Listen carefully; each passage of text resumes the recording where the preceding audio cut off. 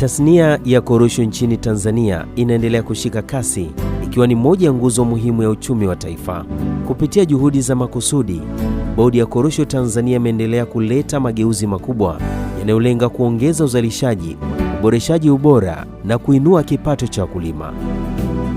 Miongoni mwa mafanikio makubwa yaliyopatikana ni uishaji na uboreshaji wa kanzidata ya wakulima. Hatua hii imewezesha kupatikana kwa taarifa sahihi za kuaminika ambazo ni msingi muhimu katika kupanga na kusimamia maendeleo ya zao la korosho.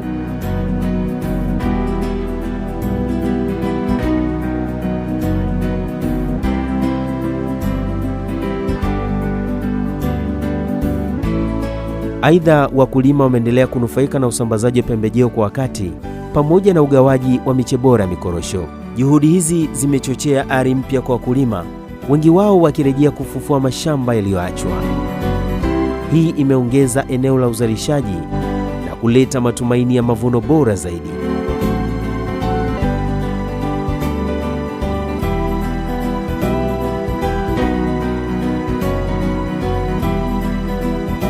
Katika kuimarisha huduma za ugani, maafisa ugani wa BBT wamewezeshwa kwa vitendea kazi ikiwemo pikipiki. Hatua hii imewarahisishia kuwafikia wakulima kwa haraka na kutoa elimu ya kilimo bora cha korosho.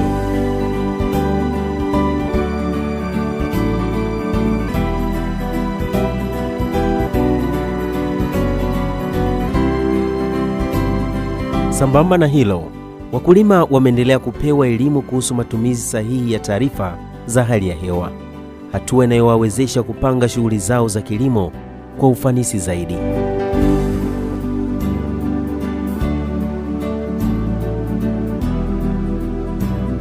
Kwa upande wa masoko, mfumo wa minada kupitia Soko la Bidhaa Tanzania, yani TMX, umeendelea kuleta mapinduzi makubwa. Mfumo huu umehakikisha uwazi, ushindani wa haki na upatikanaji wa bei nzuri kwa wakulima, hivyo kuongeza imani kwa wadau wa tasnia ya korosho.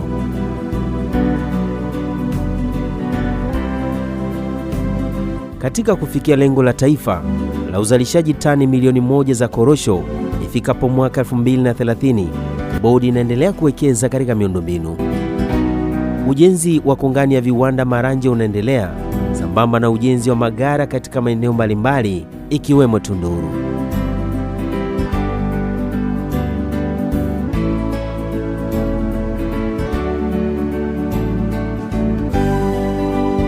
Wilayani Manyoni, ghala lenye uwezo wa kuhifadhi tani 3,000 limekamilika na tayari linahudumia wakulima kutoka mikoa yote ya kanda ya kati.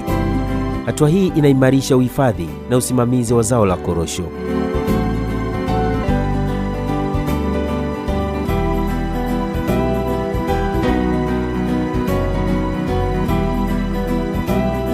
Kutokana na changamoto ya upatikanaji wa vibarua, bodi imenunua matrekta kusaidia shughuli za kilimo. Aidha, juhudi za kudhibiti uharibifu wa mikorosho zinaendelea, hususani dhidi ya tembo, kwa kuchimba mitaro na kutumia mizinga ya nyuki kudhibiti wanyama wadogo kama digidigi.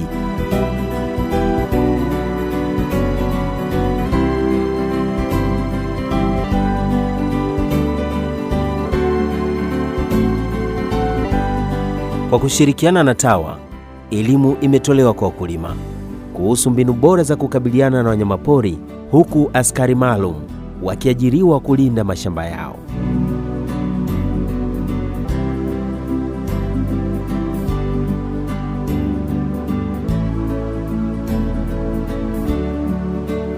Matokeo ya juhudi hizi yanaonekana wazi.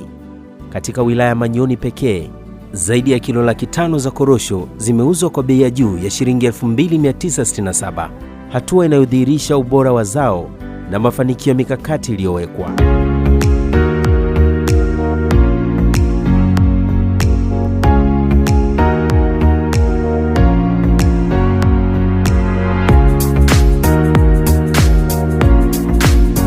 Kwa ujumla, mafanikio haya yanatokana na ushirikiano imara kati ya serikali, Bodi ya Korosho Tanzania na wadau wote wa tasnia hii.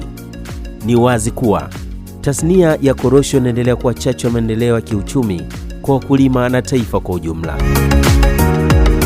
Wito unatolewa kwa wakulima: na wadau wote kuendelea kushirikiana na Bodi ya Korosho Tanzania ili kuimarisha uzalishaji na ubora wa korosho na kufikia malengo ya taifa kwa ustawi wa wote.